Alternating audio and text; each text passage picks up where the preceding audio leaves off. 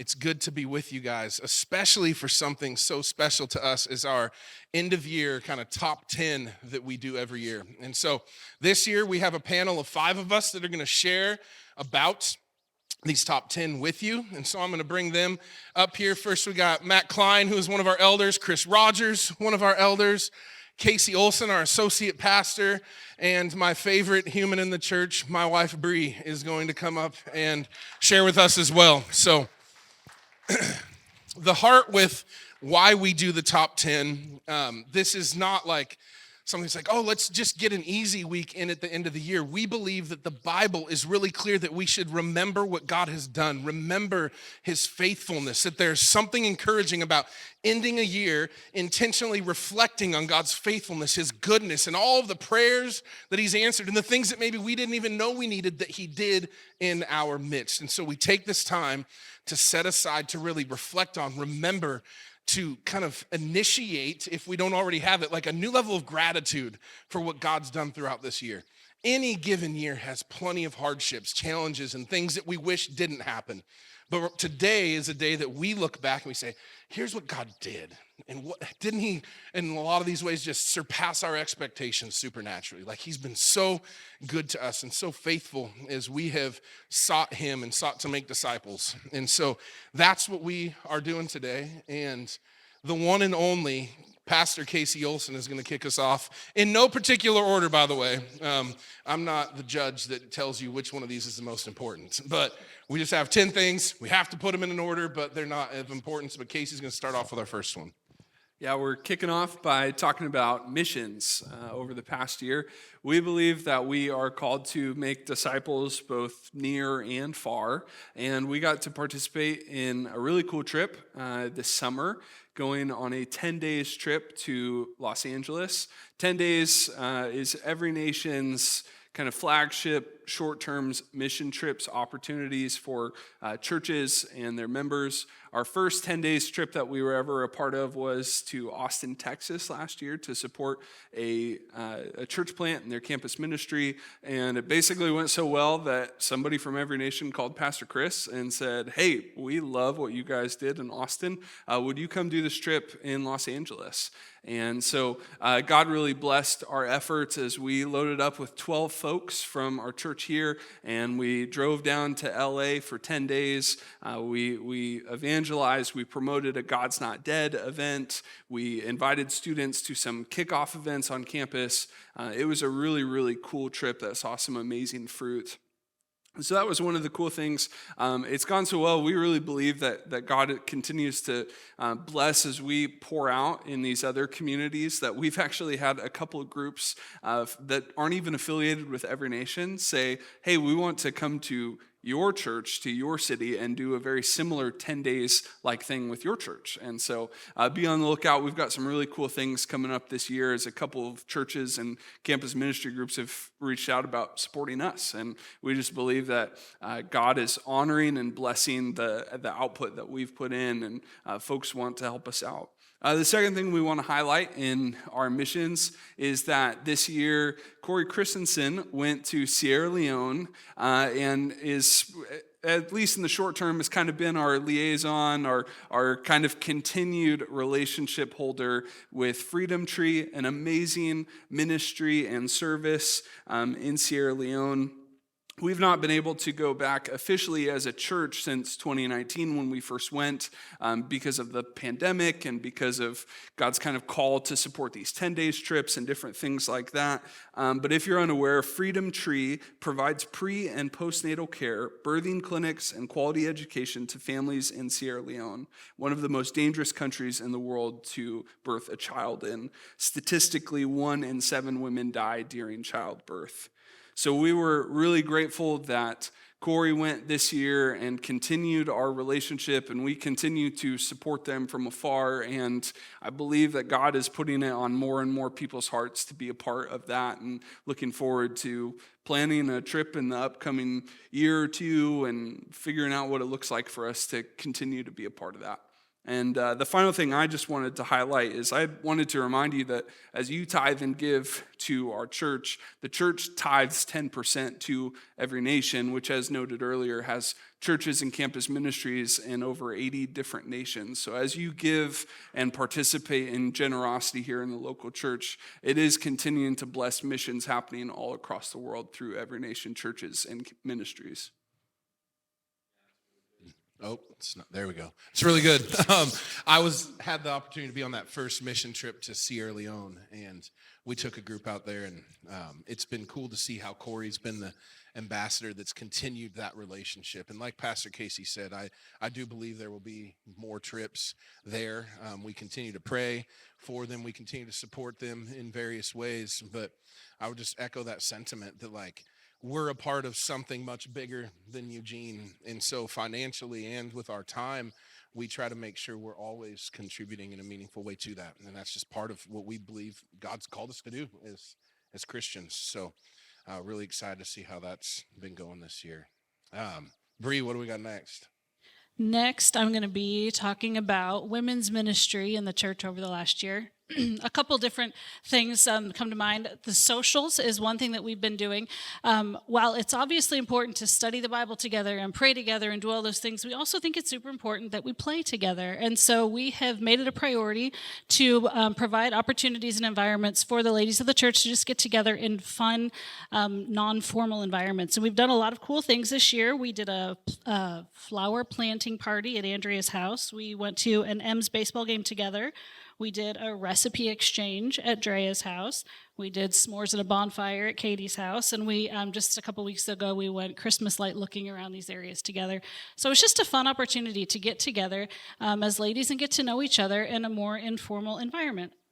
It's really, there's not a lot of pressure. It's great to, invite people into that space, and it's something that's not super churchy. So if you have a friend or someone that you think would enjoy being a part of community or looking for those connections, it's a great chance to invite them into those things as well.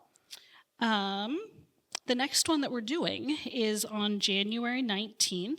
At 7 p.m. we're going to go bowling together. So be on the lookout in your email for an invitation to that. The location will be nailed down shortly. But yeah, just a great chance to get together and have fun together. So the other thing that I get to talk about is the women's retreat that we had last April. Who in this room was at the retreat this past year? Yes, we have a few. We had 23 ladies that were there, and it's always a great time. We do strive for our retreats to be a great chance to get away, have some fun. We went on an awesome nature walk there and saw the waterfall. But it's a balance between, yes, digging into the Word and having spiritual growth and deepening our relationship with the Lord, but we also really focus on that relational connectivity, really getting to know people, making friends, and connecting with people who either aren't like you, that you didn't realize you had as much common ground with as you actually might, or just someone that you haven't had a chance to connect to. A few of the highlights that I wanted to mention, like I said, there was 23 ladies there. We did some great fun outdoor activities. One of my highlights was the prayer time that we had Saturday night. It just kind of really organically turned into this chance for people to be sharing and vulnerably, like just opening up to the women in our community. We got to pray over one another, and I think what I loved the most is that it wasn't led by a leader or a speaker or someone who was like in charge, but it was just this really organic community moment of all of the ladies loving and praying for and supporting and encouraging each other in that moment. So it's a really neat time. And the worship was great. We had Zoe and Melissa and Martha and Kara that volunteered and helped us out with that. And because I'm usually heavily involved in the planning and details and logistics on the front end, sometimes it takes me a little bit to get into like actually relaxing and enjoying the retreat when I get there. But once everything's settled and I kind of step back and look, I just really enjoy watching different kind of pockets of people get together and connect, and people from all generations, from older ladies all the way down to college students, just connect on things that I never would have thought, like, oh my goodness, they're really hitting it off, and I had no idea that they had that in common. And we get to laugh and play together and do puzzles and play board games, and you all have no idea how competitive Irene can be at board games. It's just a lot of fun. So if you have never been before to a women's retreat, the guys will talk about theirs later, but same goes for them too. But I would really encourage you to make it a priority and get it on your calendar for 2024. So we are planning our next ladies retreat April 26th, 7th, and 8th of next year. So please plan to join us.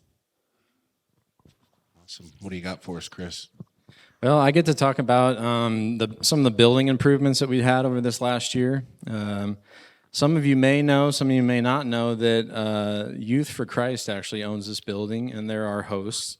And we got to partner with them this last year and make some really huge improvements, a lot of them upstairs. Maybe in the past have heard the pitter-patter of kids running around and stomping up there, but you see pictures. We put in a bunch of walls and was it 3 rooms that we added? Yeah, we turned one big space into 3 into storage spaces. Yeah.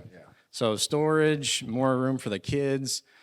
Basically, we've been growing as a church, especially in the kids ministry area, and just needing that space to expand for more classrooms. And so it's just been really an honor and been awesome to see more teachers and helpers step up to fill those needs in those areas. And what an awesome opportunity to be able to expand our ministry within the building and not have to feel like we have to go run out and find a different space to be able to expand. So the relationship we have with Youth for Christ is just an awesome one. They're very gracious, working with us for kind of any and all needs that we have. And we also were able to, you may have seen when you park out here, there's a shed that we built for storage.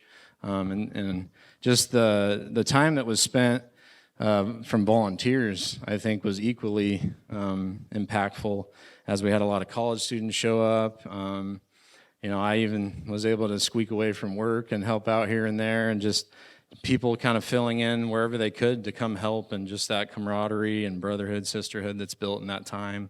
Even just this last week or 10 days ago, we reorganized it, and just that time we had with that was just incredible. So it's just really awesome to see how God has been able to grow us even within our kind of physical means here.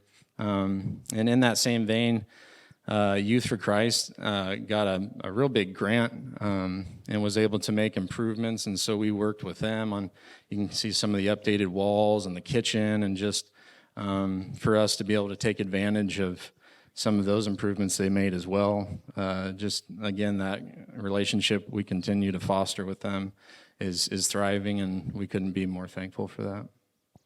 Yeah, it's really special to have such a unifying relationship with a landlord, functionally, that there's another ministry that owns this space, and that they were willing to even consider letting us build walls and redo their space so that it would work better for us. You just don't hear about that. And so if you ever run into any of the Youth for Christ people as you're around the building, please just tell them thank you, because it really is a miracle, the relationship we have with them and how gracious they've been. And it's been really cool to see how God's worked in that, so that we aren't having to go find another space. We can just make this one work for us. So it's been really cool. What do you got, Matt? I got water baptisms. So this year we had one time where we got to baptize 9 people, which has to be a Grace City record for Eugene anyways, right? 7? It's okay. Oh, there was 2. There was 2. My bad. See, I already messed it up. So there were 7 all in one stint, though. Still a Grace City record. So I was right about that piece. All right. So anyways, a lot of the folks, most of the folks that were baptized this year were students. I did want to call out that I think it's really important to see that last year's campus ministry really bore fruit in a really big way. So it's one thing for people to go to student conference or just to be hanging out at campus events or things like that. It's a whole nother thing to have people actively engage in discipleship and then make a decision to become water baptized. And so I think that's just really cool to see. It was really fun, especially there was a lot of folks, people that are here up on the stage that got to speak over the lives of the people that were water baptized. So that was a really awesome thing.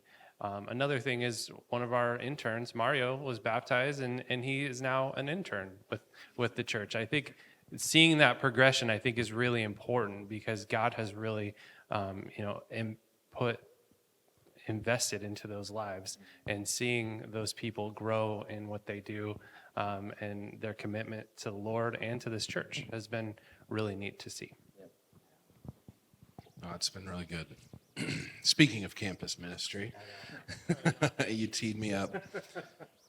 I get to talk about our campus ministry, which, as many of you know, this was relaunched last fall. So just over a year ago, we launched campus ministry at the University of Oregon, and that led into ministry at Bushnell and now at Lane Community College also. But it's been really cool to see how God's honored that, how he has made it very, very fruitful. Is it just me, or is there weird stuff coming out of the speaker over here? Good thing I'm plenty loud, or I'll use Matt's. So anyway, I was like, is that just in my ears, or is that happening in the room? God has called us as a ministry within every nation, but also our church, to care about the next generation, to reach the campus. And it was really cool coming out of the pandemic to see that relaunched. And in the last year, we went from having one college student when school started last fall, so fall of 2022, to now we have well over 50 students involved in our campus ministry in some way, whether it's church, small groups, our ENC socials that we have, or whatever it is. And it's been really cool to see God move in that. A highlight for us last year was we had a national student conference for every nation, and we took 10 students with us, which was miraculous because they had to be signed up like a month into us launching ministry. So it's like, how are we going to get students to take a week to go to Florida, pay for their own trip, all of these things? And we took 10, and now this year we're taking a group of 33. Tomorrow we leave for that. And so God has just been doing so many amazing things there. Our group is every week doing outreach and evangelism on campus. We're reaching new students. We have events like ENC Socials every week where students that we meet while we're tabling and doing outreach can come in, meet new people, hear a short gospel presentation every week, because that's why we do this. It's not just to gain friends. It's to help people learn to follow Jesus and find him. And so that's been really cool rhythms, and God's been really bearing fruit. The final thing that we're going to highlight today that we got to do with campus ministry is this year we brought in an event called God's Not Dead. It's kind of a apologetics type of event. Basically, the author who wrote the God's Not Dead books and was part of those movies has been going around to campuses and doing these evidence for God in the age of uncertainty presentations and talking about here's the main rebuttals to Christianity and here's why we know there's evidence for God in this age of uncertainty. And we had over 200 students come to that on campus, which was awesome. It was the largest one they'd done on the West Coast until the next day when they did one at UC Berkeley that had more. But nevertheless, it was an amazingly successful event. People have been plugged into our ministry from that, and there was a lot of folks who also were reinvigorated in their relationship with Jesus. And so really excited what God's doing on the campus. We have students representing all three campuses going to this conference with us tomorrow. And we're grateful also because even though this is all focused on college-age students, everybody in this church has had a part to play in that through prayer, through opening their home, through financially contributing, whatever it is, everybody in this church has been a part of campus ministry flourishing here. And so we thank you for that. We pray that it encourages you, and we believe it really is just the beginning of what God is going to do through and in young people within our church. So thank you for being a part of that. And anybody got anything to add to that? Perfect. We'll wrap back around to Pastor Casey. Awesome. The next thing we want to highlight is our discipleship pathway improvements. Now that might sound very, very churchy, beyond churchy. That's like church leadership vocab right there. But essentially, when we think about discipleship for a church, we in every nation we kind of use 4 E's to define what the discipleship process looks like. We engage the lost. We establish. I picked that picture on purpose because I thought it was silly. Establish in biblical foundations, equip people for ministry and empower people for ministry. And so everything that we do in this church is centered around those 4 E's. And part of what we did this year is we tried to really make sure that we are providing discipleship opportunities for each of those 4 stages of discipleship. And we got to take some really cool steps in improving our discipleship pathway in that. First, we kicked off the year in our small groups with a special content called GC 101.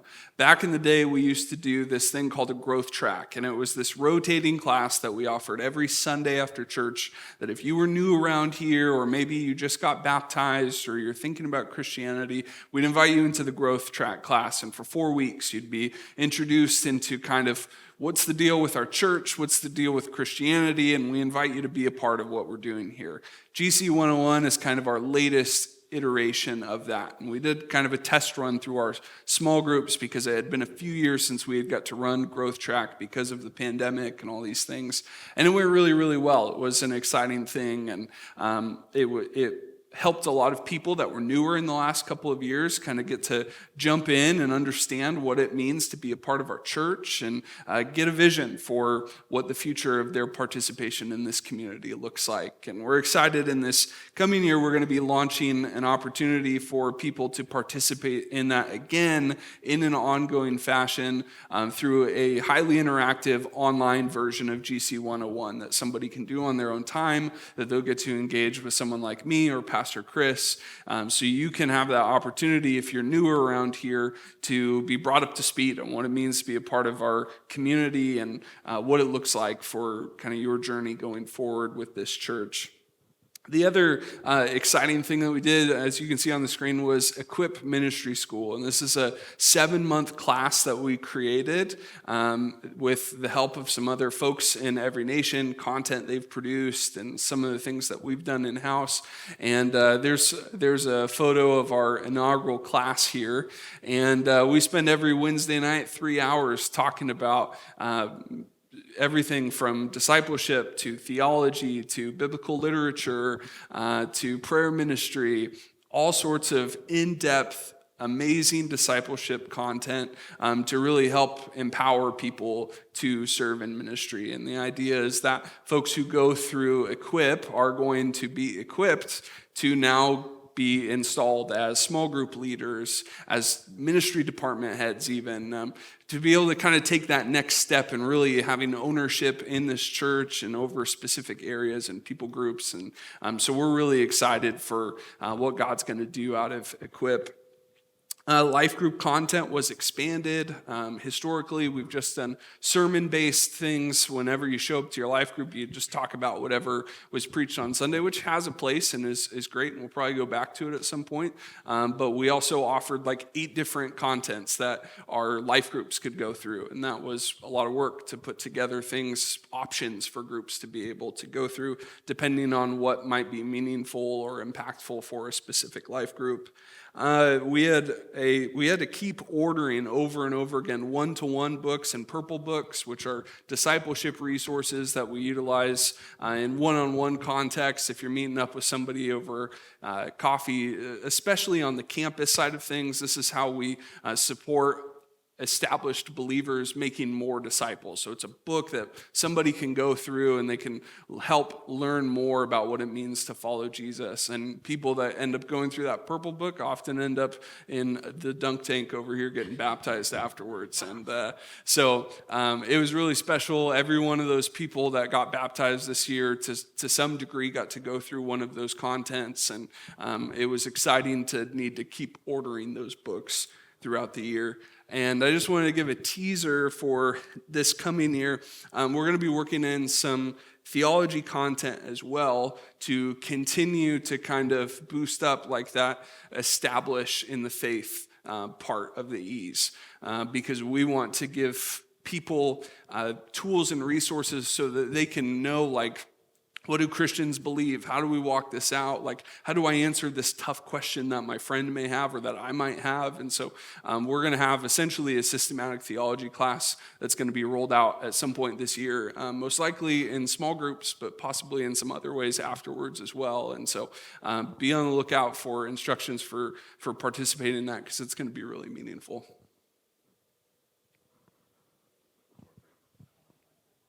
All right. All right, next I want to talk about Easter weekend. So Easter in the church world is always a bit of a marathon. We put a lot of time and effort into just invites and talking to friends, and it's a time of year that people are usually really open to coming to church if they haven't before, and so we really put a lot into that.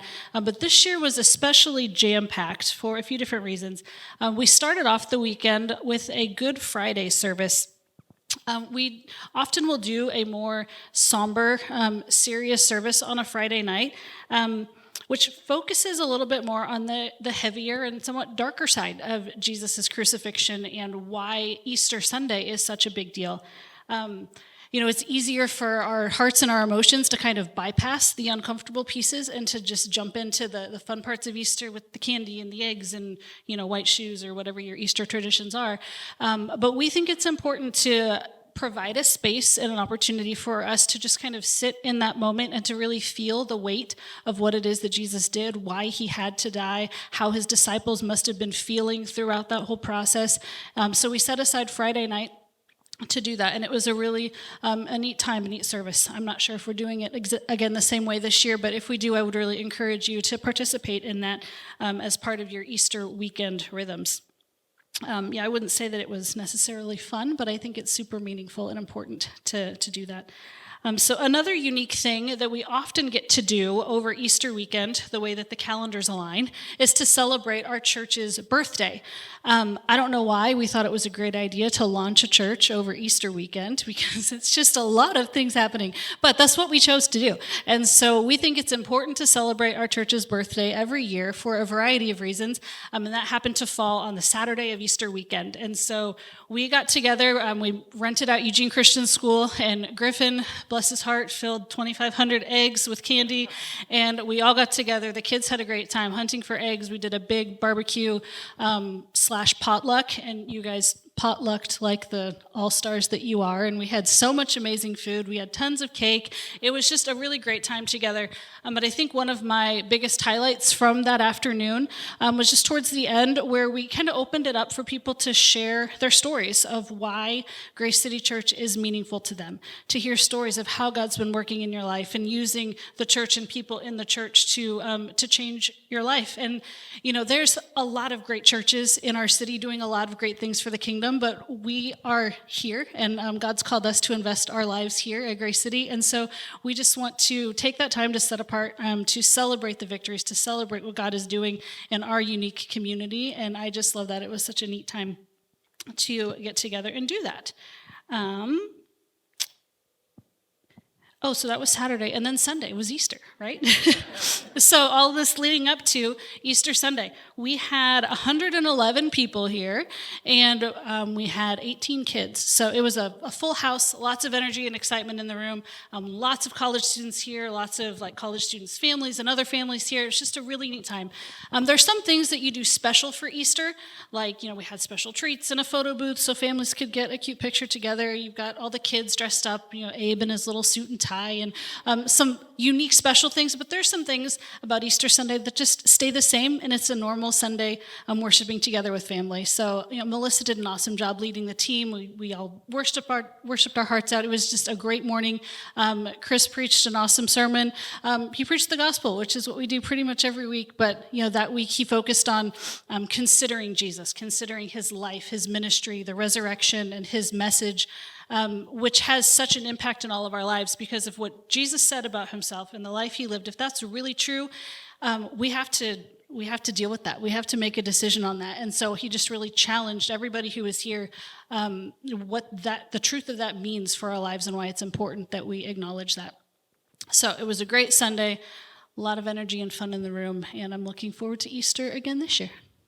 Yeah, so, I also did want to say, sorry, if you were a volunteer that helped with any part of Friday, Saturday, or Sunday, thank you so much. It was an absolutely exhausting but really great weekend, and we could not do big events and things like that without you. So thank you. Great job. Casey's got to go catch his plane. He's going down to be the sole intercessory prayer team for the conference in Orlando. Bye, Casey. Good luck, Casey. Bless you. All right, Chris Rogers, what do you got for us? We're on the home stretch. All right, so I get to talk about our men's ministry. Bri talked about the women's, but the men, we got to venture out for a men's advance, not a retreat, we advance. And so we advanced out into the wilderness of Eastern Oregon and Juntura, Oregon. Maybe heard of it, maybe not. It's in a different time zone, but it's in Oregon, but it's a different time zone. Weird out. So anyways, there's some pictures there, totally kind of out in the middle of nowhere, literally unplugged from cell service and kind of the outside world. And what an amazing place to and first be in awe of God's creation, and then secondly, just the camaraderie, the opportunities that we had as brothers, from the young to the less young, to just come alongside each other and share life stories and what we're going through. We had a lot of college guys that were there that really opened up and shared what they're going through. I know as one that's less young these days, I am kind of detached from the day-to-day ongoings of the maybe challenges of young men today, and so it was a really awesome opportunity to hear kind of the wins and the struggles and to come alongside them, to pray for them. We prayed for one another many a time. We just real vulnerable opportunities with other men, a real safe place to do that. And so I can't recommend it enough this next year when we have it, to really seriously consider it, even if it makes you, the idea of getting together with a bunch of people really makes you squirmy, that it's an amazing opportunity, and God really moves in those times as we gather together as men. And you know, as the Bible says, iron sharpens iron, and that's really what that weekend was about. And kind of continuing in the men's ministry, as Bri kind of mentioned, it's, you know, meeting outside of church, either be it life group or getting together as men and women. We put a huge importance on gathering outside of the church, and the men's ministry really does an awesome job with that. We get together and we've done things like movie nights and cooked food and breakfasts and thrown axes together, and you know, it's all above water type stuff, of course, but now we have a lot of fun. And Luke Fletcher, I got to shout out him. He leads up a lot of kind of the behind the scenes of setting that up, and he's an amazing host and cook as well. I should call him a chef. He wouldn't like to be called a cook. He's a chef. But anyways, again, I can't recommend it enough to, if you want to learn the lifeblood of who Grace City is to get involved with these activities outside of church, to get to know one another as brothers and sisters, and see where our heart is as a church, and that we really take family and community and gathering seriously. And it's really important to us as a church. And so as far as the men's ministry goes, come see what we have going. Just for a little context there also, we did a football facility tour for one of our guys events, and that's Pastor Casey. He got to do the whole recruit dress up thing and check that off his bucket list. And so it's definitely been a fun year of some really cool activities. So what you got for us, Matt? Well, I got Casey Olsen, which he's gone now, so you know we get to talk a little bit about him. Yeah, he'll review this later on when he's looking at the edit piece. So no, in all seriousness, we got to promote Casey into the role of associate pastor this year, and then also he was ordained, and so that was really a really special time, both from just like a service standpoint. We got to have a little bit a celebration for him and the ordination piece, and then also just seeing when Casey and Jess came, a few years ago, and then to see his role expand and his ministry expand into a place where he is integral into this church body. It is so important. One thing from an eldership standpoint, I'm always looking out. Pastor Chris can tend to overextend himself at times. And so I think Casey is someone that can come in and they can share that load with one another. And it's been a really, from my standpoint, I see a big blessing that I feel like they can choose things that are in their lane where God has gifted them. And both Casey and Chris can focus on the things that God has prepared them to do. Specifically, you look at Casey, a lot of the content that we see. So, when he was actually talking about the discipleship content, he either writes it himself or goes through and adapts, previous content that we may have with Every Nation or other resources. But there is a lot of work that that goes into that piece. And I don't know about you all, but I don't get excited about writing content of any kind. Casey does. So that's a unique gifting that Casey has. And I know that Chris is excited about that because, I think that is a very unique thing that he really enjoys. God has just given him an amazing, ability to be able to sit down and come up with that content. He loves to learn, so that's another. He's a lifelong learner, and if he could be in school all the time, I bet you he would choose to be. So I think it's just been an amazing opportunity for us all to see what God has done in his life, and I think he's just I don't. You can't take him out of our equation of what Grace City does on a regular basis. He is very important to what we do. So it's good.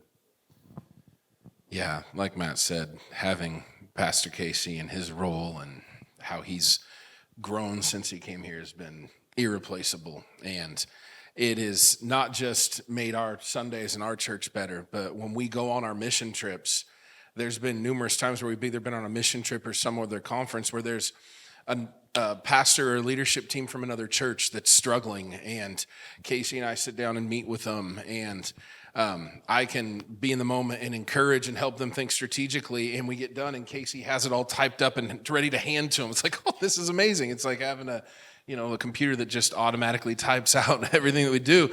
And it's not just that Casey can type what I say, the point here, but as a team, he just makes us better. And it's important to highlight that because a lot of the stuff that he does is unseen. He's, taking conversations and turning them into content. He's doing graphics things and editing videos and a lot of that we love having access to it, but we don't realize the work that goes into it. So God has blessed us with an amazing servant and leader in Casey. And so if you have, it's going to be a week before you see him now. But please tell him thank you if you get a chance. God continues to bring leaders and people to this church that make us better, and super grateful for that. So the final of our top 10, again, not in any particular order, but Casey started to steal it from me, but he stopped, was our life groups this year. Life groups is something that we have done since before we launched. We actually had life groups before we ever had Sundays here. That was the mechanism that God used to build community and make disciples before we launched Sundays. And last year in the spring, 75% or over 75% of the adults in our church were in a small group, which is what life groups are.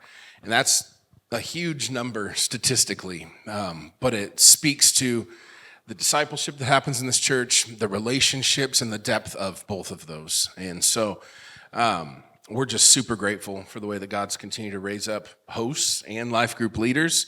The content that Casey was talking about to help add depth and help us to equip the saints for the work of the ministry through life groups to make sure that we're of sound doctrine and all of that stuff also, because we can't necessarily come in on a Sunday and have some huge layout of systematic theology like he talked about. But the Bible does call us as leaders to make sure that we're helping our church be of sound doctrine and know what it looks like to be equipped for ministry. And so we've been able to put content into those life groups to help with that and make sure we're doing our part as a church and making and duplicating disciples. And so been really grateful for that. Grateful for all the people that open up their homes, the people that are bringing meals every week.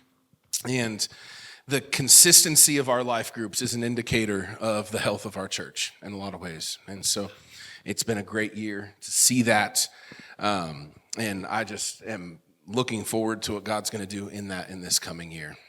There's a lot of people in our community that have kind of taken a leap of faith, if you will, whether leading for the first time or hosting for the first time or whatever that looks like. And I just continue to pray that God would honor that, encourage people through that, and work in that. Because as we are generous and have a servant attitude with our homes and our time and all of that as followers of Jesus, he uses that and does amazing things in and through people's lives. And so for all of you that have been a part of that, I just want to say thank you. For all of you that haven't experienced that yet, I'd encourage you, sign up for life groups, be a part of that. You can only be so known if all your interaction is on a Sunday at a service. But when you come to a small group and you're entering into someone's home or dorm room or whatever it may be, you can be known and you can know other people and you can enter into conversations in places that just aren't available in 1.5 hours on a Sunday. And so these are really important to us. God's been doing really cool things in them. And I just want to celebrate and thank all of you who've been a part of making that happen. Anybody have anything else to add to that before I wrap us up? Perfect.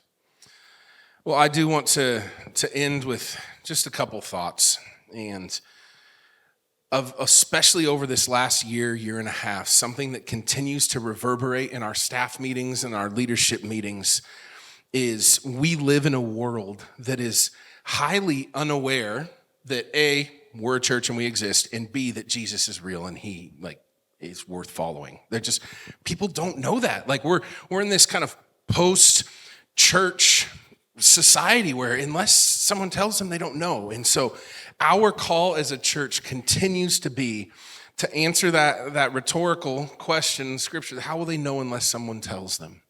We get to be the mouthpiece that conveys the heart of God for people, to tell people that God loves you. He wants a relationship with you so much that he sent his son here. And I'm a part of a community that can help facilitate that and help you be known and discover how God wants to use you in his mission and purpose here on earth to see people redeemed to a relationship with their Father in heaven. But we have to continue to ask, how will they know unless someone tells them? It's so easy to point out all of the things wrong, but what if we consider, well, do they even know that's wrong? Has anybody told them that there's a better option, a better way, that there's people that they can be around that can help them actually live out their purpose, that there's a Jesus who came and died so that they could have hope and joy in their salvation and new life in Christ. But instead of pointing out all those things in our world, and there's plenty of them, could we turn the gaze back on ourselves and say, well, how will they know unless someone tells them? And then send me, I'll go, right? Not just, hey, somebody get out there and tell them, right? Or good, our students are out there doing outreach on the campus. So Elisa and Nico are out there on campus. Not just look at what other people in my community are doing, but how will they know unless someone tells them? And God, send me, I'll go. Whatever that looks like with my neighbor and my workplace and my biological family, with an attendant at a gas station, even though there's only half as many of those now because they passed a new law finally. What does it look like to have those conversations to help people know that there is hope in such a hopeless time? And so I thank you all for your commitment to being those people, and I pray that that would not slip out of our culture, out of the way we speak about the world we live in, because spoiler alert, it's an election year, and there's going to be plenty of opportunity for disunity and divisiveness, but we get to shine a different light in the midst of all of that. But how will people know there's a better way unless we tell them? So would we be that church? Would we be committed to that and to representing unity in the midst of a world that desperately needs it? Amen? So that's my hope and my charge for us. And all of these things are just ways in which we represent that in our community and in our lives as we live them out. So again, I just can't say enough how grateful I am for y'all, for the church that God's blessed us with, for this family, what he has done and what he's going to do in this coming year. I feel like I'm supposed to encourage you, and those of you watching, since a lot of folks aren't here, but growth is uncomfortable. I don't know if you guys remember when you had growth spurts growing up and your shins would be sore and your muscles felt weird, and even in growth, like your voice would change, and sometimes there's awkward seasons. And I believe that God is growing our church, and that's going to mean there's going to be some discomfort occasionally. There's going to be, I don't like talking to new people, but there's a new person here, I need to talk to them, or I've never served in that area before, but we need it because God's doing things. And that is all part of what we've been praying and asking and believing for. And so get ready for continued growing pains, but it's all worth it because it's a product of answered prayers. And see what God does this year. Amen? Awesome. So thank you guys for being here. I know it's a different service than usual, but I pray that this will help you to reflect on God's goodness, his faithfulness, and how he's used you in this city and in this church to be a blessing. And I pray that it doesn't stop here, but that this just helps build momentum for what God's going to do in 2024. So have a great night tonight. Have a great time celebrating whatever you do, and we'll see you back here next Sunday. Bless you.